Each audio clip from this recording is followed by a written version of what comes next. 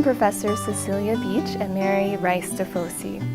To begin, can you please share a little about yourself? Hi, so I'm a professor of French at Alfred University, where I also teach in the Women's and Gender Studies program and the Social Justice program, which we just started, so that's really fun. And I am the current president of Women in French. And so it's great to be here on your campus for our conference. Thank you.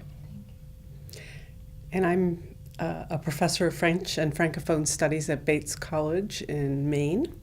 And I teach in the programs in Gender and Sexuality Studies, African American Studies, and American Cultural Studies as well. And I, too, am really happy to be at the conference. Thank you guys for coming. My first question is, what was it like to be a scholar in women's studies in the 1980s, the 1990s, and how has the field changed in more recent years? Well, in the 80s, I was a graduate student in the 80s. Well, I graduated from my BA in 83 and then went over to France to do my graduate work. And at that time, there were no women's studies programs in France.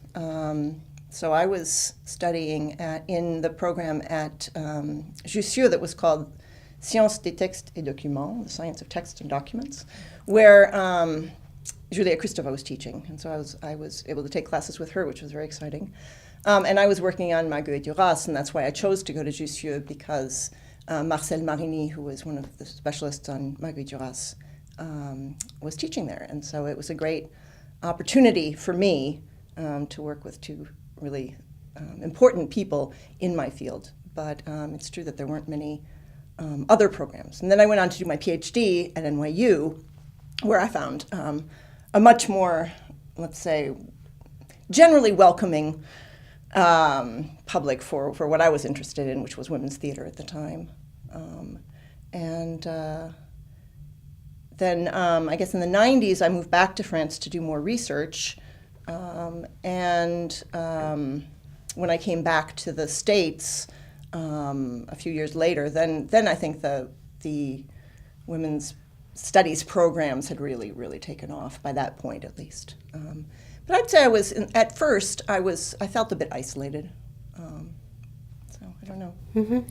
When I started graduate school in the 1980s as well, we did not read text by women generally in courses.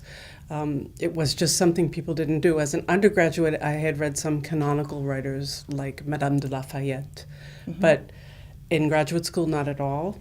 But I did get a fine critical training in postmodern theory that was easily applicable to women's writing. And so it was just the right time, I think, to begin to start recuperating women writers and to reinvigorate the canon or maybe explode it altogether. So I did work at both Yale and then in Paris in theory. And when I got to my teaching position, I was one of the first faculty members in women's studies, and it was only women's studies at that time, and that was in the 90s. Yeah. But I did my dissertation on Gustave Flaubert, a canonical male writer, rather than a woman. I did not start working on women's writing until I got tenure, which was in the early 90s. Yeah.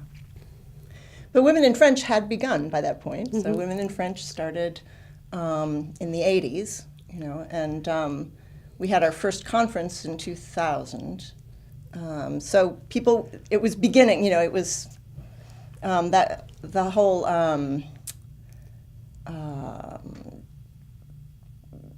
the community, I would say, of women working on French women and Francophone authors had started to grow during that period, right? And I think it came to its maturity in the 2000s, I'd say. I would say so, too.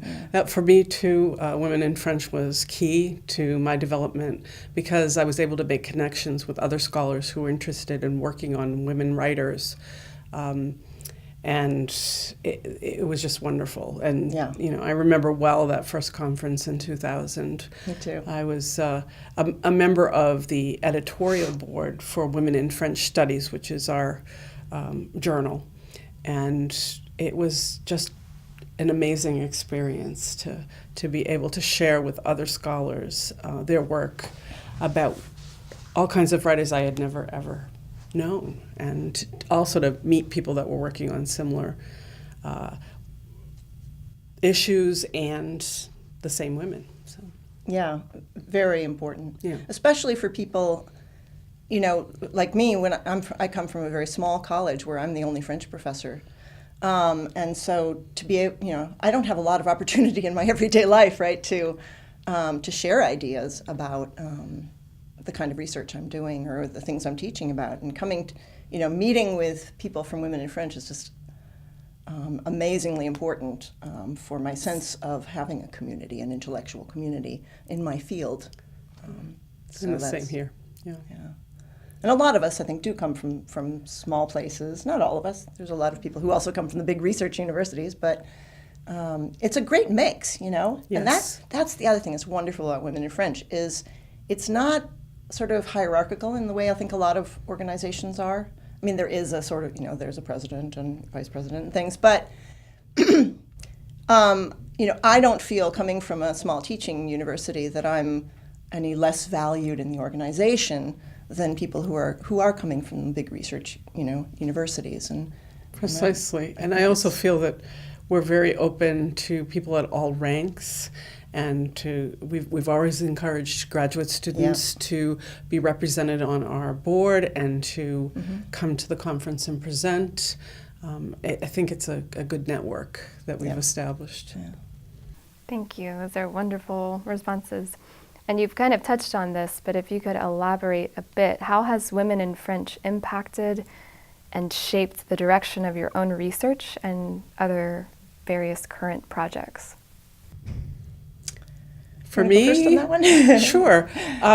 I think that Women in French has given me the space to work on marginalized writers and to bring those writers into the center, and has given me an audience for feedback and a network of support, so that if I'm working on something that is considered to be less valuable by traditional or conventional scholarship, I have an opportunity to get feedback on whether or not that is the case. And oftentimes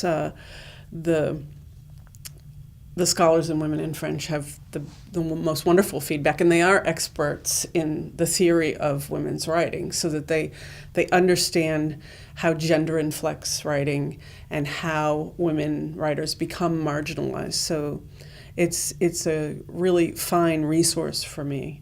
And it's been a resource in my work, too, administrative work. There's a whole series of connections that you form at Women in French that in turn can help you to just know what's going on in your field and help others, mentor junior faculty, for example. Yeah, I think that's one of the really important things is the both formal and informal mentoring that's going on. So we do have a mentoring program for graduate students toward the end of their graduate career, and then for junior faculty, where we match them up with more senior faculty who can help mentor them through the first years of their teaching. And so those are more formal sort of mentoring. We also have mock interviews for graduate students who are going on the job market. But I think the informal mentoring is even more important in a way, Yes. And it's, I'm sure you'll see at the conference that it's not the kind of conference where people ask questions to trip you up or to make you feel uncomfortable. It's, the questions that are asked, I think, are really honestly, sincerely meant to make you think about, what you're working on and to make connections. And I mean, even just after these first two sessions, I feel like, there's so many things I want to go back and read, and, and, like you said, you can sort of take risks here and present on your new work, and that people aren't going to be, judgmental about it. You don't have to work always on what's the most popular theory, and you can really express what you're most interested in, which is another thing I really love about women in French. And there's a lot of synergy. You get when you get responses to your work, they're important responses because people already know the field. So it's really wonderful to be able to have a dialogue with all these folks. And I often, will read my colleagues' friends' papers for them and give them comments and vice versa. So, or book manuscripts and things. We help each other out that way.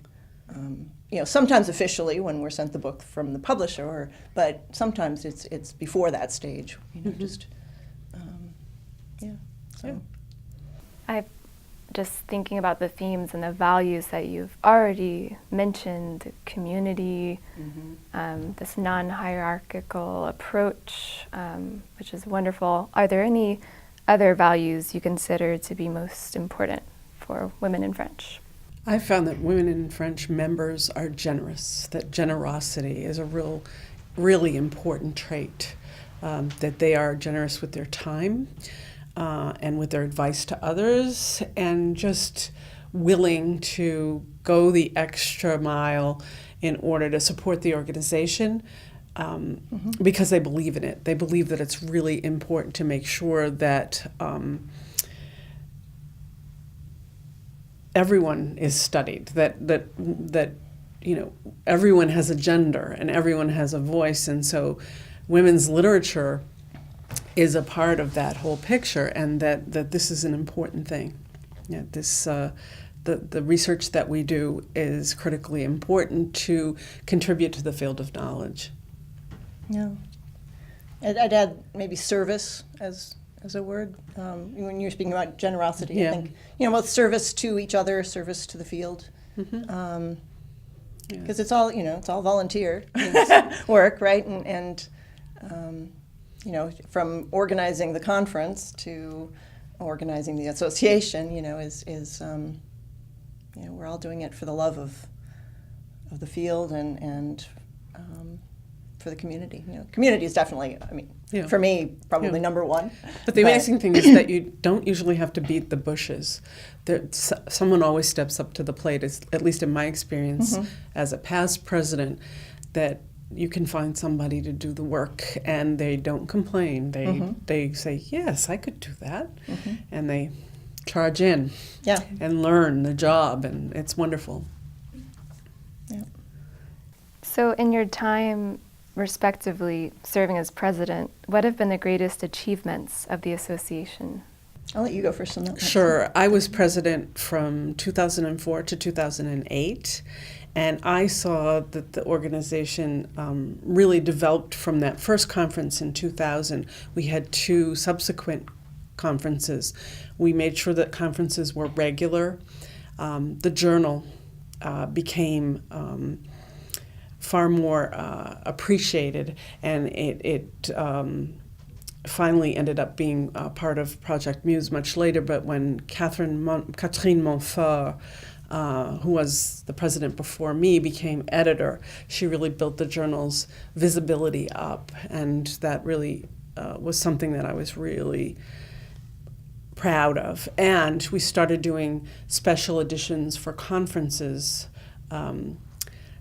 just before my presidency. So I was involved in 2 of those. And so I think those were really important things. We also went much more electronic.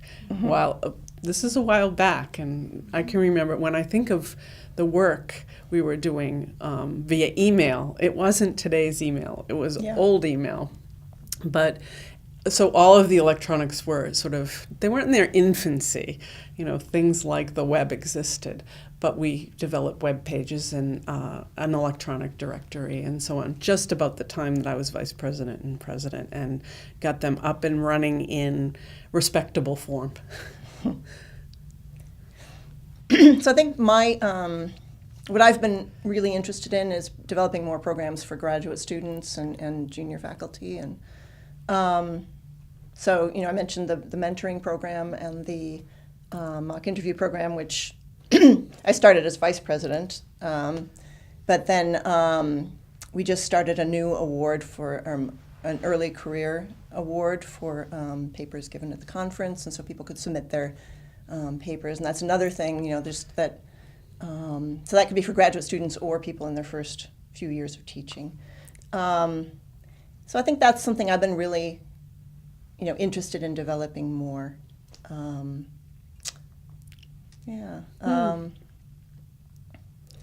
So, and I think having that, having all these young people at the conference has brought it's just great. It's amazing. You hear about what are people really interested in, and that we can bring back to our students then when we go back and try to invigorate. Oh, the other thing that I think is really exciting is there's a whole new focus on teaching. Yes. Right. Mm-hmm. So at different conferences, there's very often sessions on teaching women in French, and then we have in the newsletter. We just started a couple of years ago having a teaching dossier, and our very first teaching dossier was on using Pinterest in teaching, French literature and language, and so I think that's a really important development. It's not all about literature, but also about how to teach it, and about our professional lives in general. We do a lot of sharing about our professional lives. Yeah. And we get a lot of support from, again, the community. Mm-hmm. Yeah. Thank you. Those are fascinating responses, and thank you for your service and leadership in those times that you were serving as president. So, what are your hopes and desires for the Women in French Conference in the future?